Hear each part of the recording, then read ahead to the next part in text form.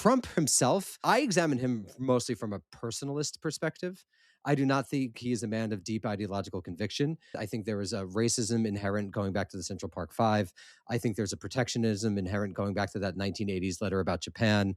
And I think there's sort of like a 80s style business person approach, which is that like you kind of screw the other over the other guy until you can't screw him over anymore. And the talent is knowing when you've put the person to the breaking point and then you kind of go back. I just think there is a dialectical relationship there.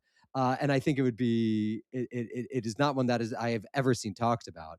But I think that you cannot understand this without the lawfare strategy adopted by basically the liberal establishment. You can't understand the extremes or the intensification of Trump 2.0, except as at least partially a project of revenge that is in dialectical relationship to the prosecution of him after he left office, the framing him as Hitler from 2015 and 2016. And he essentially has adopted a total focus on vengeance that he is able to enact in his second term. As a historian, one has to examine like the forces that actually reshaped what was pretty much a standard Republican presidency in the first term that was treated as an existential horror.